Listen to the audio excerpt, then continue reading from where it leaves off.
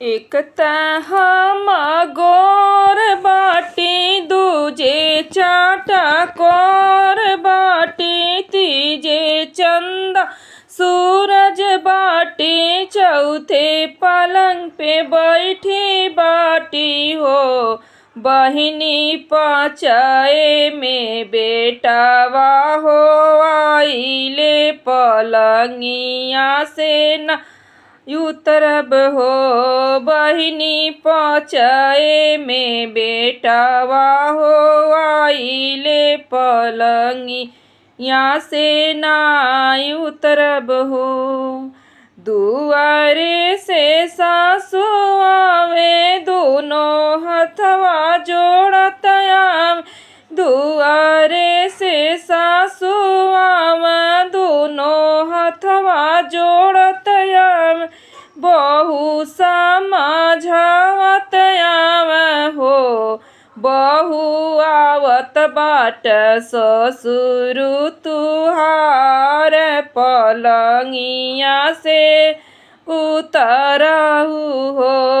बहू आवत बाट ससुर तुहार पलंगिया से उतरहु हो।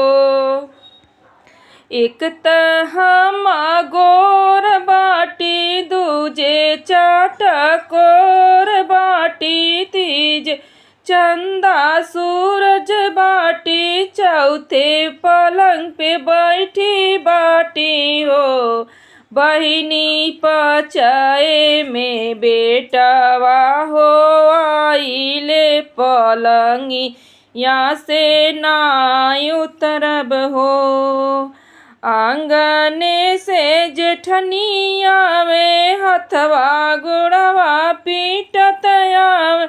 हथवा गुड़वा पीटत आवे छोटी समझावत आवे। छोटी समझावत आवे ओ। छोटी आवत बाट जेठा तुहार पलंगिया से उतरहु हो।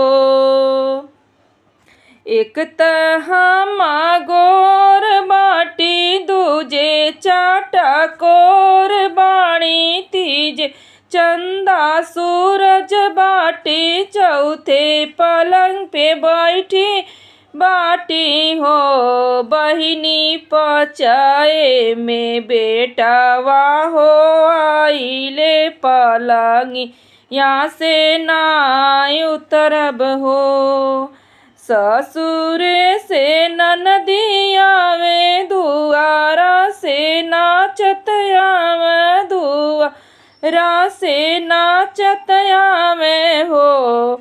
भाभी दे तू आपन कंगनवा कजरवा लगावती न हो। भाभी दे तू सोने के कंगनवा कजरवा लगाइत हो।